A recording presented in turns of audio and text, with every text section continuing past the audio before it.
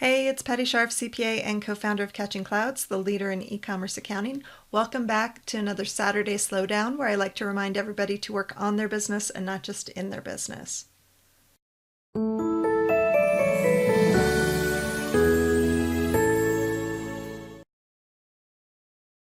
Today I'm talking about women in business. I started this topic last week. What really drove this was, for years I've been thinking, why aren't more women in the upper echelons of management positions, leadership positions, CEO roles, any of those C-level positions in business? Like, why are there so few women compared to men? And last week, and you can see the video here, I talked about self-limiting beliefs. So part of the reason really we have to kind of take responsibility for our own internal dialogue. What is it we're telling ourselves? What's keeping us from expecting more of ourselves, trying more, trying to break out of that mold? Today I want to talk about the external factors, what I like to call the real world. So this is not going to be a talk about sexual harassment. There's no Me Too stuff. There's no triggering stuff. It's just a couple of stories that I want to share from my own personal experience. These both happened within the last 2 or 3 years. So it's not like this is 20 years old or anything like that. This kind of stuff is going on still. So let me start with my first story.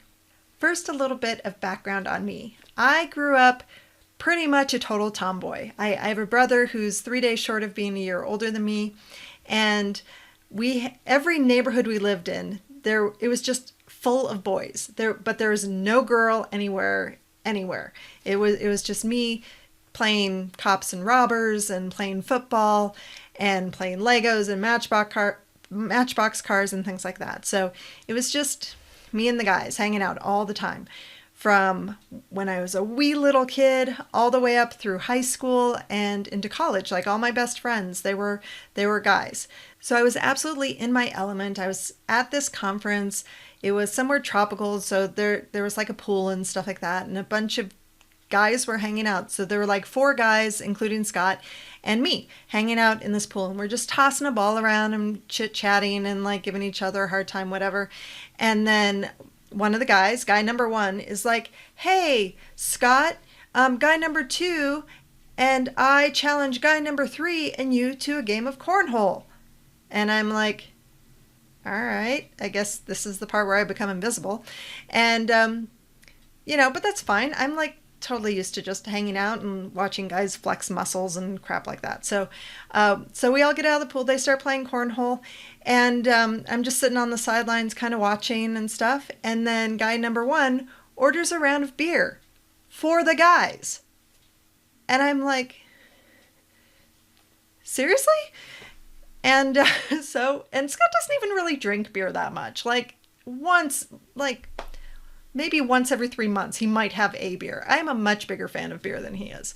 So the beer comes, and so I stand up. This is so passive aggressive. I'm kind of embarrassed about it. But I stand up and I go over, I take a drink of the beer, sit down and, put it down and go sit down. So at this point, guy number 1 is mortified, like so mortified. I felt bad for him because I know he is the nicest of guys. He did not do it on purpose. It was not intentional in any way, shape, or form. Okay. He immediately offered to buy me a beer and everything else. It was not a problem. But here's the point.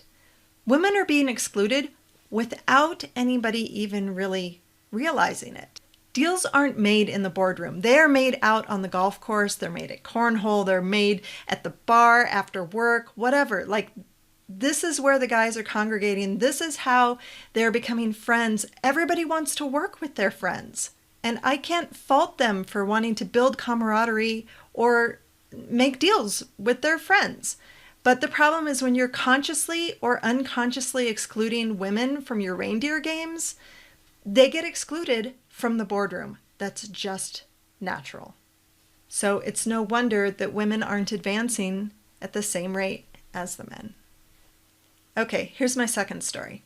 So a couple of years back, I went to a conference, and during the conference, there was a women in business breakfast. And I attended it and was really excited about it because this is kind of my hot button issue. And they had some great panelists, had great points, lots of ideas for helping to advance women in the accounting industry. And at the end of the breakfast, I raised my hand because I had this question that had been eating at me since the day before. Because the day before, they announced the outside leadership board. Basically, people would apply to be on this like outside council kind of thing to help like provide feedback and direction of where the company should go and things like that. And previous years, there had been like 20% women on this leadership board. And the day before the breakfast, they announced the new people on the board, and there were only 25% women. Again, like the day before, they had a whole breakfast on women in business. So I raised my hand and I was like, look, I think it's really important to have women in positions of leadership to help create the direction of where you want the company to go, So if you're going to create this board, shouldn't you have 50% women? Like, duh.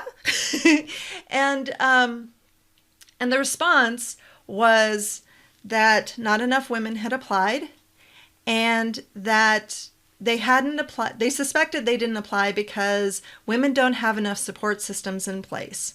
That women can't travel because they have a problem getting childcare and things like that, so they can't travel. And if you can't travel, you can't be on this board. And if you don't have support systems in place, then you can't network, and basically you can't do the things that are required of you to participate on this board. Now, up until that point, I was just kind of annoyed and concerned. But when we got to the response that I got, I was livid. I was like this close to leaving the conference because I was so pissed. And let me tell you why. Number one, this was said in a room full of like standing room only women who had traveled to this conference to improve their knowledge, to network with other people. Many of them, I'm sure, were away from their kids, or, had to come up with some kind of childcare or something like that. So some of these like lack of support systems thing was just kind of disingenuous at best. And then the other issue of not enough women applying, I applied. So, and then after I asked the question, somebody came up to me and said, thank you very much for asking that question, because I applied and I didn't get an answer. Why? I got a rejection, but I didn't know why I was rejected. And I didn't care that I wasn't on the board, because honestly, that year was like the worst year possible for me. I was like so insanely busy. When I found out I wasn't on it, I was like, whoa, thank God I'm not on it. But like Scott had been on it before, and he's not even an accountant. And I just, and it's totally possible that they had their fill of Catching Clouds representation. I am good with that. But the fact that the answer of there wasn't 50% women on the board was because women didn't apply.